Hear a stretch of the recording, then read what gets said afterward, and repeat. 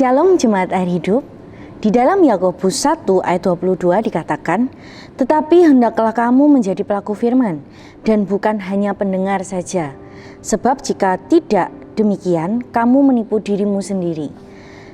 Nah, mendengarkan merupakan sesuatu hal yang sangat sulit dilakukan oleh sebagian orang.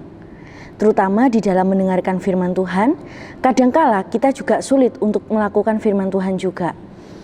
Sebenarnya kuncinya ketika kita berhasil mendengarkan firman Tuhan, kita berhasil mendengar, kita akan memahami. Dan ketika kita memahami, maka kita akan lebih mudah untuk melakukannya. Sebenarnya kalau kita lihat, gereja juga tidak kekurangan orang yang mendengarkan firman Tuhan. Bahkan dulunya sebelum masa pandemi, banyak orang yang rela datang jauh-jauh untuk mendengarkan khotbah saja. Nah, mungkin kalau sekarang kita bisa tinggal lihat YouTube dan kita bisa mendengar khotbah dari siapa saja. Nah, tetapi tindakan seperti itu apakah membuktikan bahwa kita mengasihi Allah dengan sepenuh hati kita? Tidak selalu. Di dalam Yakobus menerangkan kepada kita arti penting dari mendengarkan firman Tuhan. Mendengarkan merupakan syarat penting untuk dapat melakukan firman Tuhan. Nah, ada tipe pendengar firman Tuhan. Yang pertama, ada orang yang mendengarkan firman Tuhan, ketika firman itu ditabur, namun mereka cepat melupakannya. Yang kedua, mereka mendengar firman Tuhan, tetapi tidak berakar di dalam hatinya. Jadi awalnya mungkin mereka senang mendengarkan firman Tuhan, tetapi ketika ada masalah, iman mereka menjadi goyah. Mereka tidak percaya kepada Tuhan, mereka lupa tentang firman Tuhan yang mereka telah dengar. Karena apa? Karena tidak berakar di dalam hatinya. Yang ketiga, mereka mendengarkan firman Tuhan tetapi gagal fokus. Tahu firman Tuhan, tahu tentang firman Tuhan, namun fokus mereka mudah teralihkan karena mungkin kekhawatiran mereka, ketakutan mereka, atau dosa atau kedagingan duniawi. Nah, tipe yang keempat adalah tipe yang mendengarkan firman Tuhan dan melakukannya, sehingga mereka dapat berbuah. Ketika kita datang dengan segenap hati kita untuk mau mendengarkan firman Tuhan, maka firman Tuhan itulah yang akan mengarahkan kita, mengoreksi kita, agar hidup kita selalu berbuah. Nah, firman Tuhan tetaplah firman Tuhan. Siapapun yang menyampaikan firman Tuhan itu, firman Tuhan tetap berotoritas di dalam hidup kita.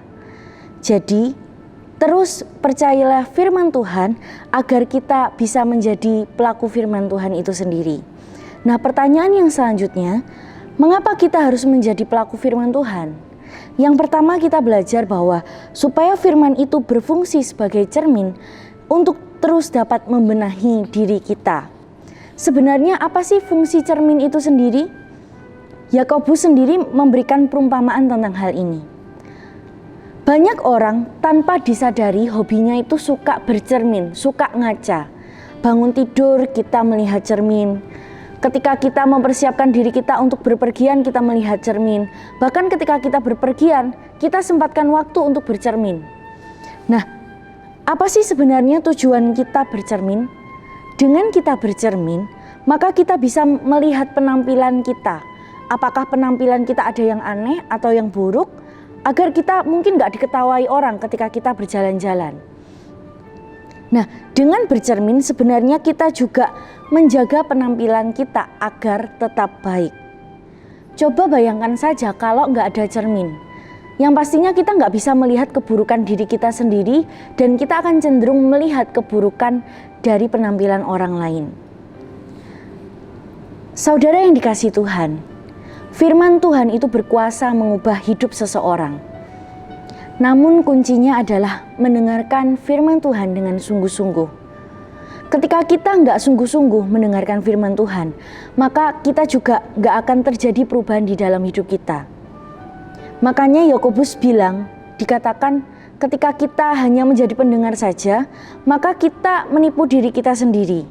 Kalau kita mendengar tetapi tidak melakukan, kita sama seperti orang yang sedang mengamati mukanya di depan cermin, baru saja dia lihat dirinya, ia sudah pergi atau dia sudah lupa bagaimana rupanya. Hal seperti ini akan membuat kita sebenarnya kita tahu nih keburukannya kita. Bagian apa yang harus kita benahi. Namun kita hanya sekedar tahu saja dan kita tidak bertindak apa-apa. Bahkan yang paling parahnya ketika kita sendiri melupakan bahwa apa yang perlu kita benahi. Kita sebenarnya sedang membawa cermin di mana-mana, tetapi terkadang kita tidak menggunakannya untuk diri kita sendiri, tetapi kita malah menghadapkannya kepada orang lain. Nah, yang kedua yang kita bisa pelajari, mengapa kita harus menjadi pelaku firman adalah supaya firman itu dapat menjadi pedoman di dalam hidup kita. Di dalam 2 Timotius 3 ayat 16 dikatakan, segala tulisan yang diilhamkan Allah memang bermanfaat untuk mengajar, untuk menyatakan kesalahan, untuk memperbaiki kelakuan, dan untuk mendidik orang di dalam kebenaran. Sudah sangat jelas dikatakan bahwa inilah manfaat dari firman Tuhan itu sendiri. Ketika kita mendengarkan dan melakukan firman Tuhan, maka firman Tuhanlah itu yang menjadi pedoman menuntun langkah hidup kita, sehingga di dalam perjalanan hidup kita bisa berjalan sesuai dengan pimpinan Tuhan, dan kita bisa berjalan sesuai dengan kehendaknya Tuhan. Pengenalan akan firman Tuhan bukan hanya sekedar teori, namun kita juga harus mengalaminya sendiri. Pendengar hanya tahu teorinya saja, atau bahkan pernah tahu, bahkan juga melupakannya. Namun pelaku akan dapat memahami bagaimana mempraktekkan teori yang ada. Jadi Bapak Ibu Saudara, teruslah rindu untuk menjadi pelaku firman Tuhan yang terus mempraktekkan kebenaran Tuhan setiap harinya. Bukan hanya pendengar saja, tetapi marilah kita menjadi pelaku firman Tuhan. Kiranya Tuhan Yesus memberkati kita semua.